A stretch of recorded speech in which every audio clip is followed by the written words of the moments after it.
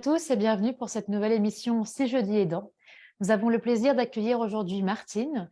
Martine qui a accompagné son mari atteint de la maladie d'Alzheimer pendant quelques années. Bonjour Martine et merci d'avoir accepté de témoigner. Bonjour, normal. Non, mais c'est très gentil. Merci à vous d'avoir accepté de partager avec les autres aidants votre parcours de vie. Donc, vous m'avez raconté qu'en 2021, votre mari, qui avait à l'époque 86 ans, a été victime d'un AVC. Oui, Et que quelques années avant déjà, vous aviez constaté des difficultés qui commençaient à apparaître? oui, des changements de comportement, en particulier dans la conduite automobile. C'est ce qui m'a vraiment alertée. D'accord, donc vous vous rendiez compte qu'il y avait des choses qui avaient bougé, qui avaient changé, qu'il était moins Oui, sûr de lui? tout à fait, puis des raisonnements qui étaient un petit peu aberrants, qui n'étaient pas du tout son genre, voilà. Et donc l'AVC a conduit, une Et hospitalisation? l'AVC a été constaté, un petit peu après donc, où il était, sur un escalier et n'arrivait plus à prononcer les mots. Et là, j'ai compris tout de suite que c'était un AVC et là, j'ai tout de suite appelé le médecin traitant qui a fait toutes les démarches nécessaires, IRM et cetera, qui a constaté l'AVC. Ensuite a suivi toute une enquête, médicale et beaucoup de rendez-vous, je crois le premier rendez-vous médical a été, à l'hôpital intercommunal de Montreuil, heu, un gériatre, enfin, qui a Mmh. constaté effectivement le malaise, voilà. Et oui, vous me disiez quand on Puis a préparé cette émission que ça il y avait eu énormément de rendez-vous, que ça vous avait beaucoup mobilisé vous aussi à titre personnel et voilà, qu'heureusement que vous aviez votre voiture. voilà, parce que sinon c'était vraiment très compliqué. Il y a eu, les cardiologues, il y a eu des tas d'examens radiologiques, des IRM, des tas d'examens qui ont été faits, heureusement qui pouvaient se faire à la clinique Floréal et qui se sont faits en plusieurs étapes, Mmh. voilà. Mais Et donc tout c'était cela a conduit à la pose d'un diagnostic? Celui d'une maladie apparentée Alzheimer pour votre voilà, mari. c'est ça. Comment est-ce que ça vous a été annoncé? Comment est-ce que vous avez, avec votre mari, accueilli la nouvelle? Alors, mon mari, je ne sais pas bien comment il a accueilli la nouvelle. Il n'en a pas parlé du tout. Heu, pour moi, ça a été, pas traumatisant parce que je me doutais bien qu'il y avait quelque chose. C'était plutôt, un acte posé sur son mal-être et c'était plutôt constructif puisque après il y avait des tas d enfin, on pouvait faire quelque chose maintenant que l'on savait ce que Mmh. c'était. Voilà. Et ensuite, vous m'avez dit avoir eu la chance de rencontrer une assistante sociale, je crois, du CCAS de Du Bagnolet. CCAS de Bagnolet, effectivement, qui m'a donné tout le modus vivendi des choses à faire, des soins qu'on pouvait lui donner le matin, le soir par l'intermédiaire du SIAD.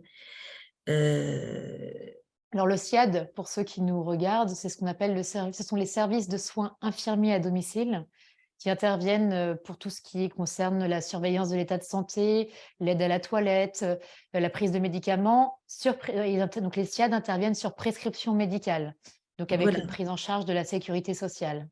c'est ça et qui font l'aide le matin et le soir, l'aide à la toilette le matin et le soir. Donc ça, c'était déjà énorme comme aide. Oui. Voilà et puis il y a eu donc plusieurs aides alors d'ordre, administratif, hein, comme, par l'intermédiaire de cette assistante sociale qui par la suite a été, formidable parce que quand il a été question de que je ne pouvais plus garder Aristide à la maison, elle m'a aidée à prendre la décision parce que je refusais évidemment, comme tout le monde, de mettre mon mari dans ce qu'on appelle, gentiment une résidence, mais c'est un EHPAD, enfin Mmh. et avant l'accident de mon mari, j'étais tout à fait, horrifiée par les gens qui mettaient leurs proches dans des EHPAD. Mmh. Voilà Mais c'est et vrai que la question de la réflexion, sur la question de l'entrée en institution, c'est une question sur laquelle on va revenir, parce qu'effectivement, vous avez, je crois, pas mal de conseils que vous souhaitez partager. Dans le tout début, vous m'aviez dit que grâce à l'assistante sociale, vous avez pu avoir des aides à la maison qui ont été introduites, des aides humaines. Oui, par l'intermédiaire de sociétés privées, d'ailleurs, des aides auxiliaires. J'avais Oui, droit à 2 aides différentes, c'est-à-dire 4 heures dans la semaine, ce qui était, attendez, 2 heures et 2 heures, oui, 4 heures dans la oui. semaine, ce qui me permettait de prendre une après-midi par semaine pour faire des courses et éventuellement m'occuper de moi un petit peu. Mmh. Et une aide qui venait faire le ménage le matin. Et c'est vrai que c'était précieux parce que les forces, on en a besoin à ce moment-là.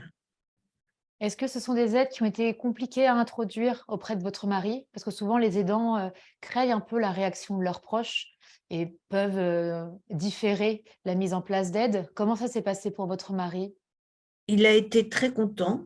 Il Oui, était, il était tellement content que l'aide qui venait le mercredi après-midi euh, a fait en sorte qu'elle faisait presque un travail d'orthophoniste avec lui. C'est-à-dire qu'elle lui faisait faire des petits tests, elle bavardait beaucoup avec lui, en fait, elle bavardait beaucoup avec lui. Et ça, il l'adorait. Voilà.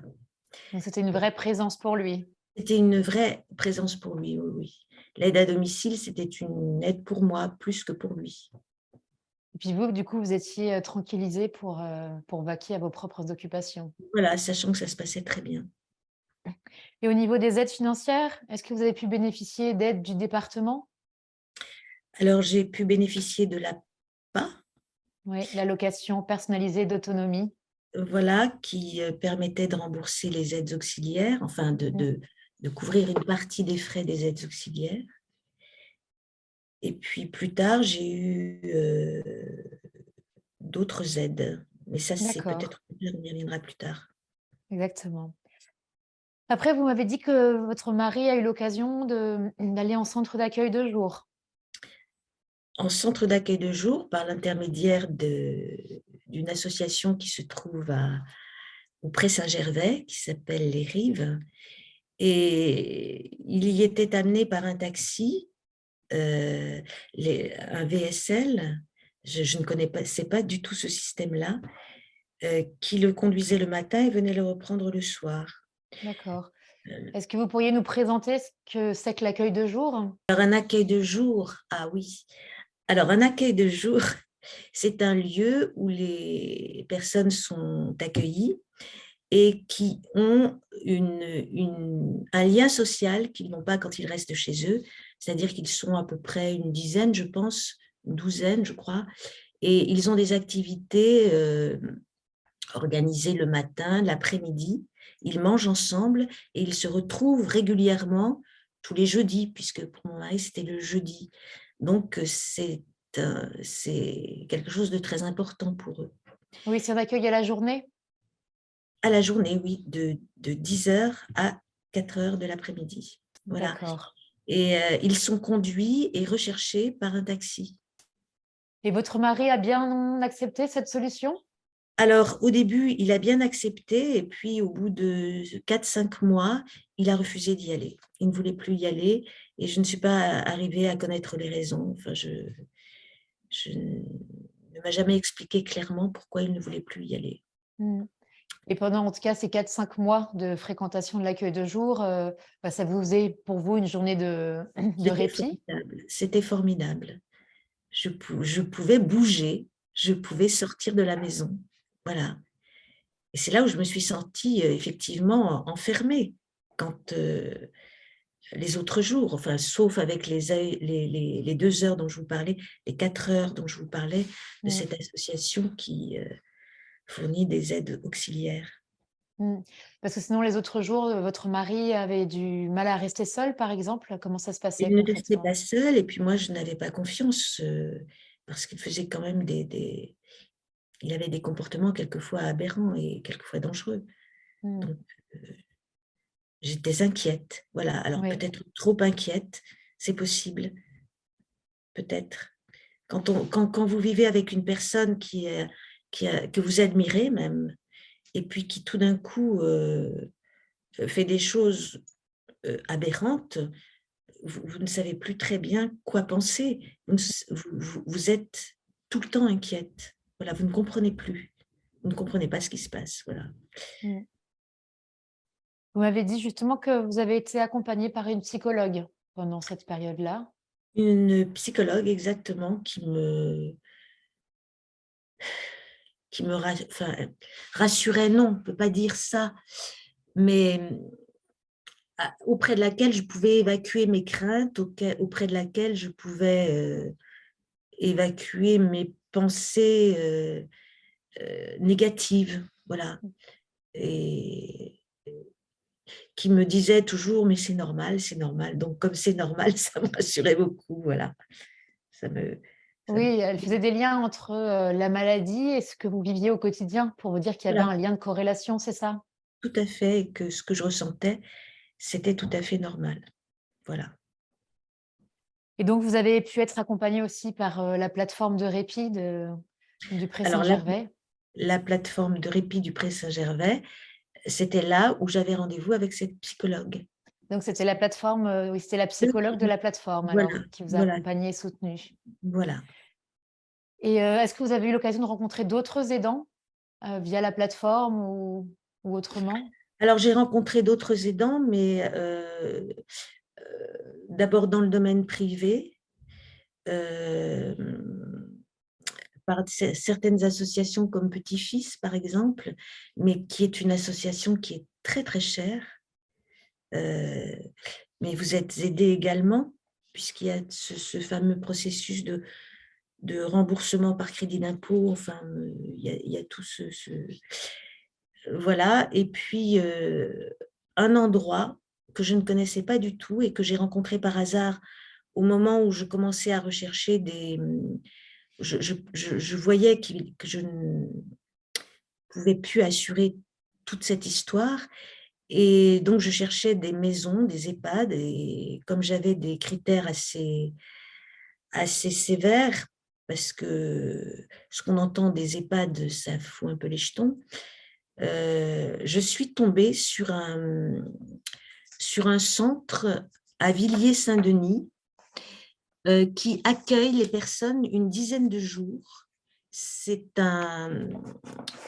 une, voilà, je cherchais la plaquette, hein, pour pas vous dire de bêtises, pour l'accueil du patient et de ses proches à l'hôpital Villiers-Saint-Denis. Ça s'appelle la Renaissance sanitaire. C'est à 80 kilomètres de Paris, certes, mais ils ne conseillent pas de venir voir le patient tous les jours, hein. Heu il y a toute une équipe soignante, je vous lis la plaquette parce que j'ai trouvé ça formidable. Il y a une assistante sociale en plus, un neuropsychologue, un ergothérapeute, kinésithérapeute bien sûr, psychomotricienne, orthophoniste, psychologue, diététicienne, et ils ont des unités fermées donc qui accueillent les patients atteints de la De maladie d'Alzheimer maladie? ou Oui. apparentée, et pendant 10 jours, ils sont, pris en charge, et vous, pendant 10 jours, vous êtes libre. C'est Et donc ça vous a formidable. permis de vous reposer? C'est formidable de reprendre un peu contact avec la vie, parce que vous n'écoutez plus les informations, vous êtes complètement à côté de ce qui se passe dans la vie sociale. Voilà. Oui, parce que vous avez eu l'impression que la maladie, vous a isolée? Oui, parce que j'étais complètement concentrée sur cette maladie, sur tous les rendez-vous médicaux, sur, le côté financier, parce que certes, il y a des aides, mais il y a aussi un coût, et sur l'avenir qui était quand même, Mmh. qui est plus du tout celui que vous aviez imaginé pour vous, c'est-à-dire vous, votre couple, et moi personnellement aussi. Heu, donc voilà, l'intérêt était retrouver des choses quotidiennes, retrouver des promenades, retrouver une vie, intérieure presque, enfin on se retrouve, voilà, et ce Mmh. qui aide à se reconstruire aussi. Mmh. Et est-ce que, vous avez pu, trouver du soutien auprès de proches, de la famille, ou d'amis? Alors malheureusement, j'étais toute seule face à cette épreuve parce que Aristide a une fille, heu, mais elle est en Suisse. C'est donc difficile pour elle, qui a une profession, d'être proche, Mmh. et monde, puis ma famille était très éloignée aussi, donc je me suis vraiment retrouvée toute seule. Voilà.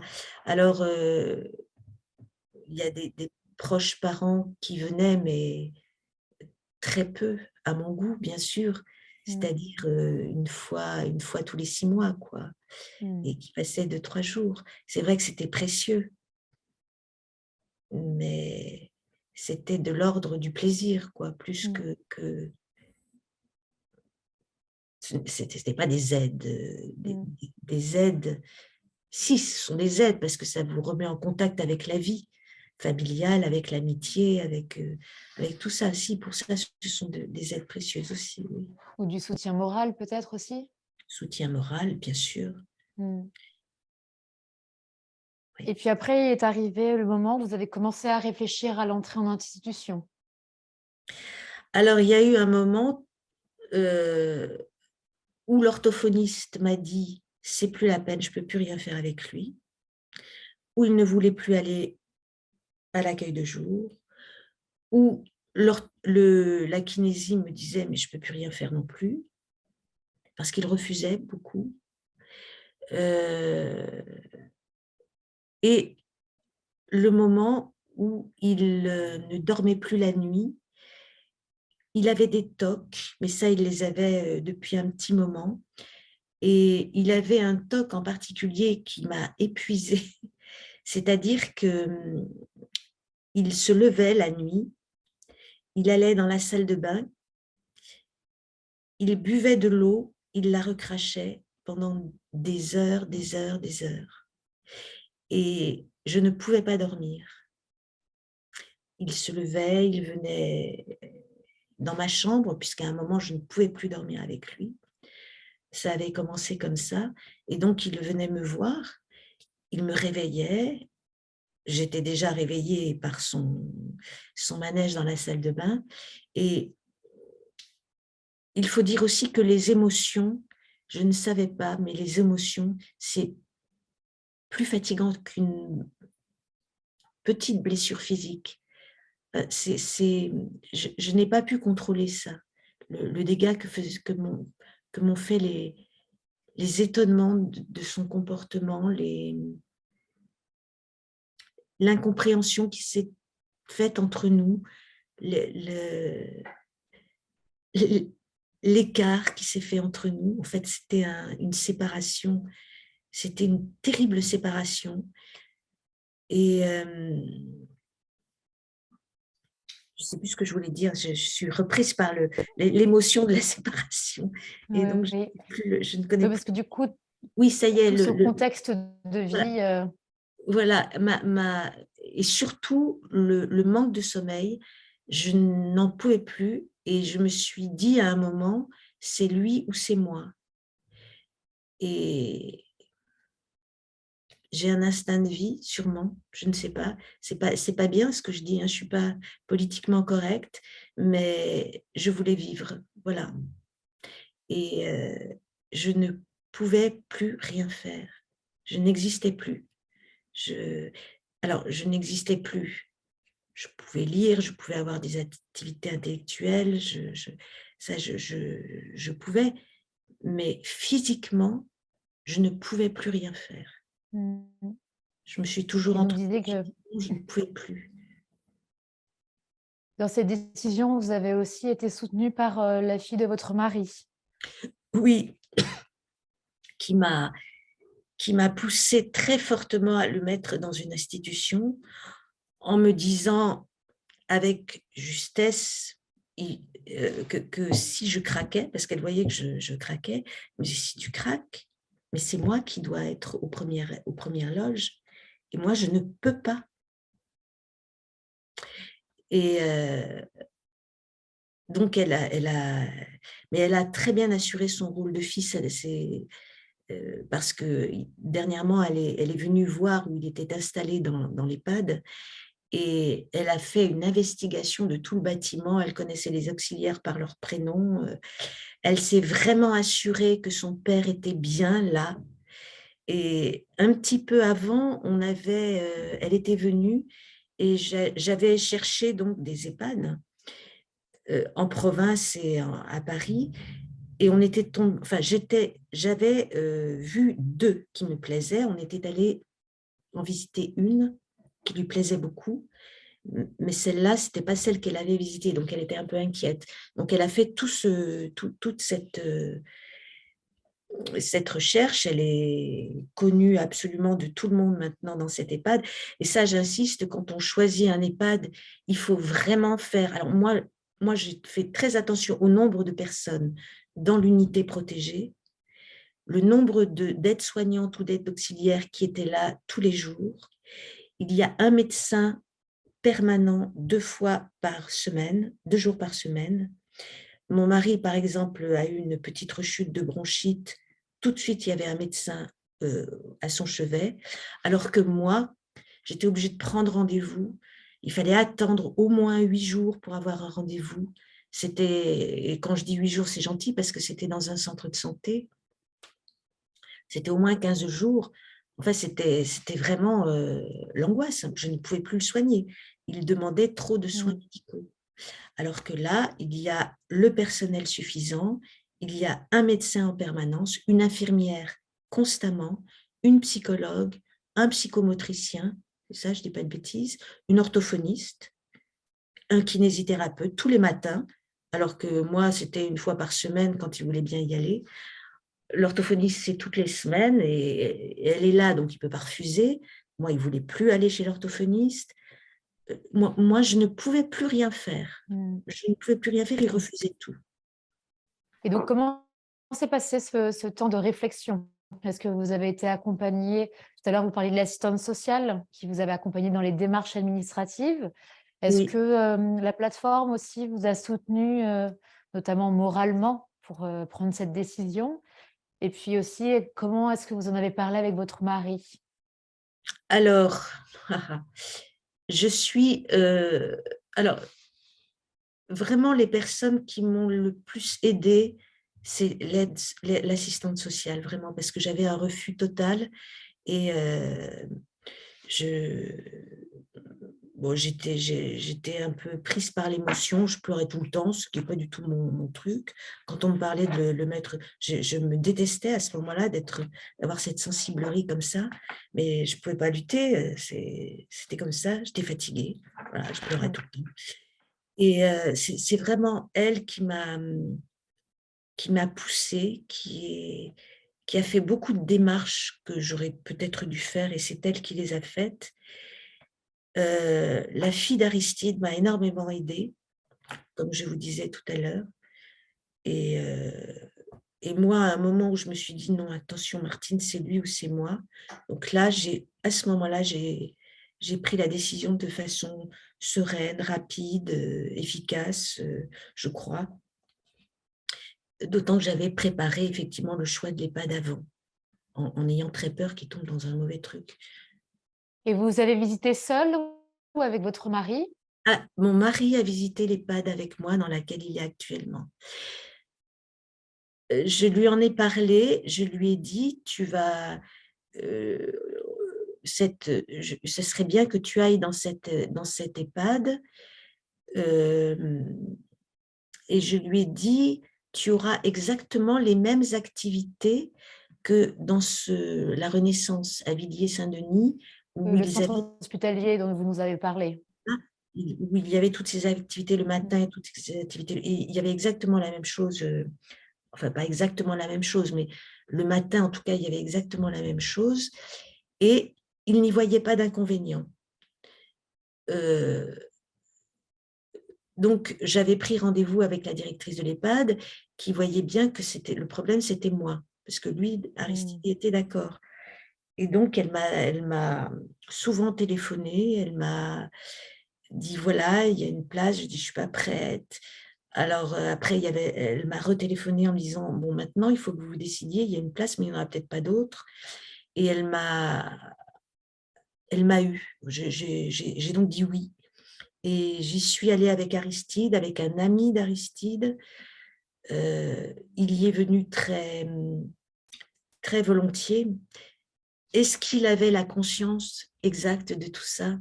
Je ne sais pas bien, mais en tout cas, il est venu il a rempli lui-même les papiers, ce qui m'a beaucoup étonnée.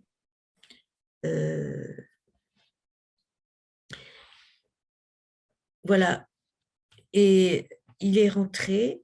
Alors, est-ce qu'il croyait que 15 jours après, il allait ressortir? Ça, je ne sais pas. Mais en tout cas, il y était bien. Il n'a jamais... Par contre, c'est un petit peu plus tard, on a fêté son anniversaire, ses 88 ans, à l'EHPAD, que le soir, quand tout le monde était parti, 2 amis sont revenus le voir, qui n'avaient pas pu assister à la petite fête, et il a voulu rentrer avec eux. Il avait dit, il les a, enfin, ils étaient très émus parce qu'il a fait une scène et emmenez-moi, je ne veux pas rester ici, etc. Malheureusement, il y est resté, mais il n'y a pas quand au début, j'y allais tous les jours. Les aides-soignantes me disaient, c'est pas bien, vous l'empêchez de prendre ses repères dans son nouveau lieu. Alors, j'ai espacé un peu, un jour sur 2. La psychologue me dit, mais vous pouvez partir 4 jours, il n'a plus la notion du temps, il ne s'en apercevra pas. Voilà, alors c'est ce que je vais essayer de faire là maintenant. Ça fait pas très longtemps qu'il y est depuis le 28 novembre. Donc, bon, je vais m'y faire aussi.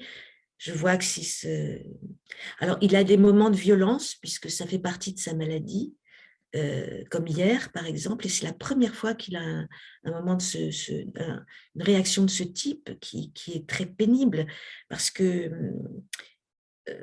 il m'a dit, quand je suis partie, il m'a dit « salope ».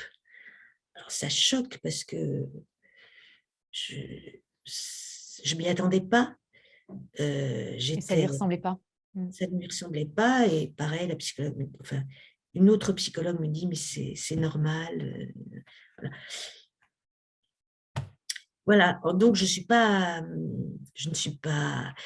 sereine parce que je sais qu'il y est bien. Malheureusement, c'est très cher parce que j'ai vu des EHPAD beaucoup moins chers en province, bien sûr. Mais là, c'est à 20 minutes à pied de chez moi. Ça se paye aussi, ça. Euh, voilà. Et vous avez quand même trouvé une sérénité, vous disiez. Je suis tranquille, je sais qu'il est mieux soigné qu'à la maison. Je suis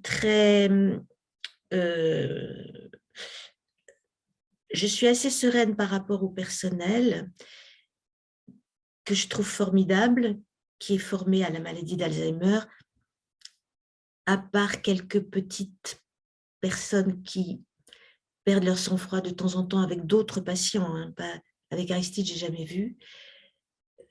Bon, qu'est-ce que je peux dire, hein, je ne sais pas, pour vous dire, je ne suis pas Est-ce que sereine. vous avez l'impression, oui, est-ce que vous avez l'impression que ça a eu aussi un impact sur la relation avec votre mari, que le fait de ne plus être dans une relation d'aide, finalement, ça vous a permis de pouvoir passer des moments peut-être plus de qualité avec lui? Je ne peux pas vous répondre parce qu'à la maison, on était tout le temps ensemble. Donc, on avait des grands moments de bien-être. Au tout début de sa maladie, j'ai le souvenir de moments très agréables parce que je l'obligeais à faire des promenades tous les jours et on chantait pendant la promenade. Et comme on faisait cette promenade toujours aux mêmes heures, on rencontrait souvent les mêmes gens. Particulièrement, j'ai de jolis souvenirs, les éboueurs, que je connais bien, et qui nous faisaient coucou c'était très sympa, ou un conducteur de tram qui nous faisait des phares et qui nous faisait... Je trouvais ça vraiment très, très sympa. Ou des commerçants qui nous souriaient, qui nous disaient bonjour.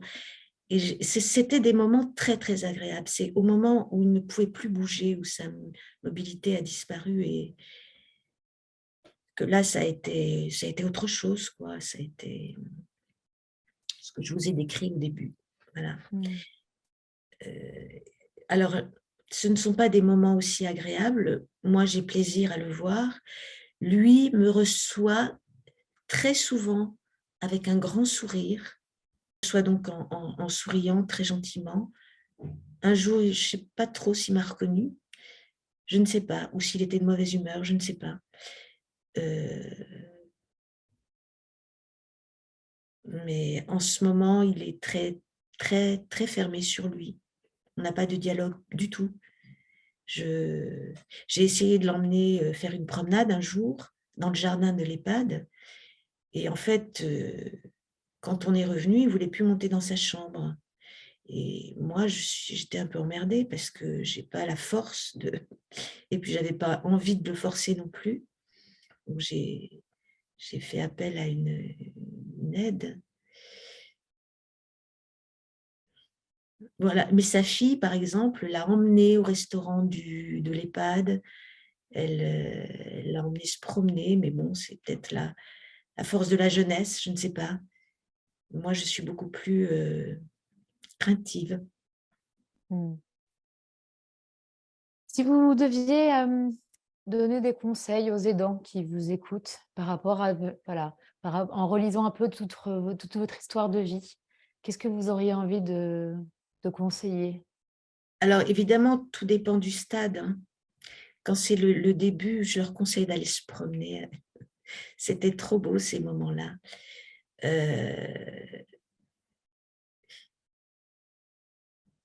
J'allais vous dire que j'ai eu le bonheur d'avoir un chien à ce moment-là. J'ai toujours rêvé d'avoir un chien et un jour, une amie est venue me voir et m'a dit: «J'ai un chien pour toi». Alors je l'ai pris et c'est vrai que ça a été aussi très agréable pour lui. Il y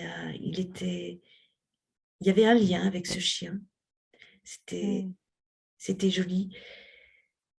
Leur dire, leur dire qu'il faut se préparer qu'à un moment ou à un autre, on peut plus. Mais ça, c'est leur vécu, puis chacun vit selon son passé, selon ses qualités, selon ses défauts. Je peux pas donner Mmh. un mode d'emploi, hein, et puis, il y a sûrement des erreurs que j'ai faites, sûrement des ambitions que j'ai eues qui étaient complètement folles, je me sens pas autorisée à donner un conseil. Le conseil, c'est d'aimer, enfin, mais on aime ou on n'aime pas, hein, aussi, c'est pareil. Mais je crois que le souci du bien-être, en fait, heu, c'est ce qui a guidé mes activités que je proposais ou mes actions. Et quand j'ai vu que je ne pouvais plus et que j'allais devenir une ennemie, sinon c'est un moment où c'est lui ou c'est moi. Il y a un moment où vous sentez que vous ne pouvez plus, heu, ou alors vous craquez et vous n'êtes plus intéressante pour l'autre puisqu'il faut que l'autre s'appuie sur vous. Heu, Aidée par les infirmières et les médecins qui me disent: «Mais vous ne pouvez plus le soigner». Les EHPAD sont faites pour ça, enfin, les EHPAD, Mmh. certaines EHPAD le font, voilà. Et c'est pour ça que je reviens sur, en fait, ça me fait penser un peu au racisme, mais quand on a quand on a une appréhension sur un lieu et une appréhension justifiée, hein, j'ai lu le livre de Simone de Beauvoir, hein, La vieillesse, mais bon, ça c'était quand même il y a longtemps, mais ça existe encore les maltraitances et quand vous avez ce souci-là,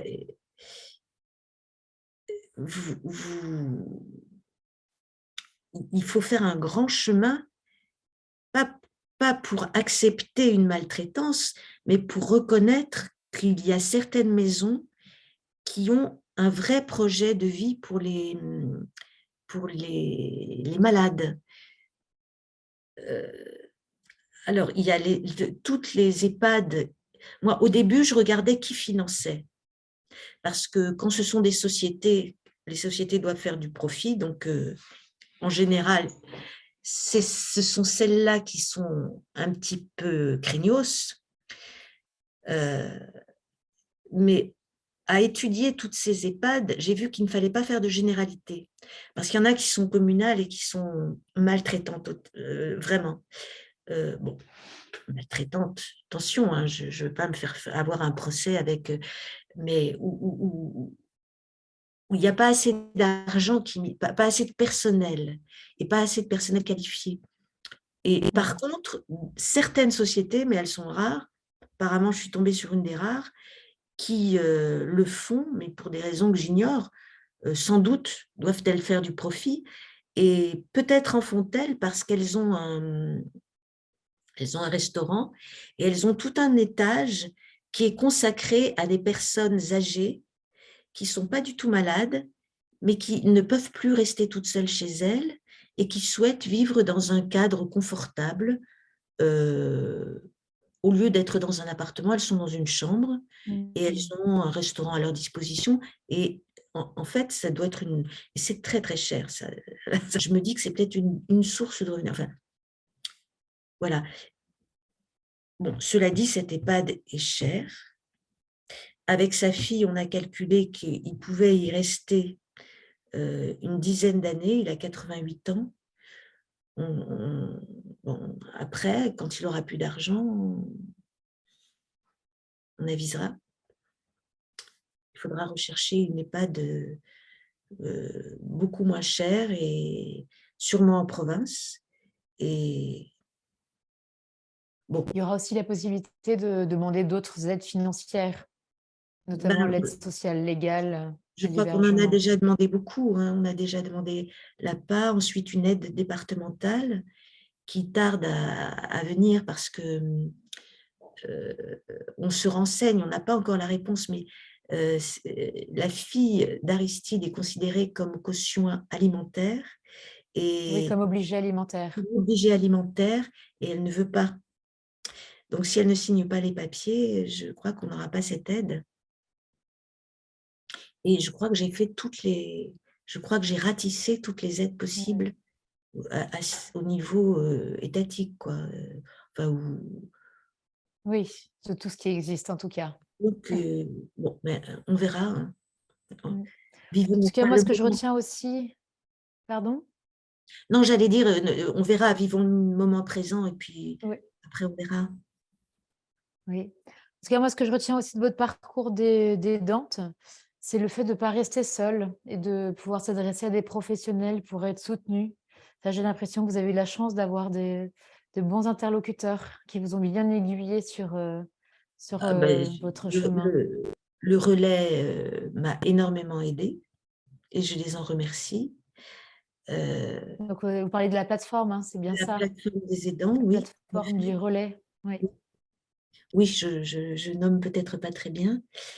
Et l'assistante sociale m'a énormément aidée. Mmh. L'infirmière qui venait très souvent, presque quotidiennement, m'a aussi énormément aidée. Euh, c'est vrai, il y a les aides financières et les aides humaines, hein, qui sont tout aussi importantes et qui ont aidé Aristide Mmh. aussi, parce que un Alzheimer ne doit jamais être contrarié, on doit toujours être très, très aimable avec lui, on doit ne, ne jamais le contredire. Voilà. Et elles savent y faire, elles ont l'habitude et ça détendait mon mari et Mmh. l'atmosphère était beaucoup plus gérable.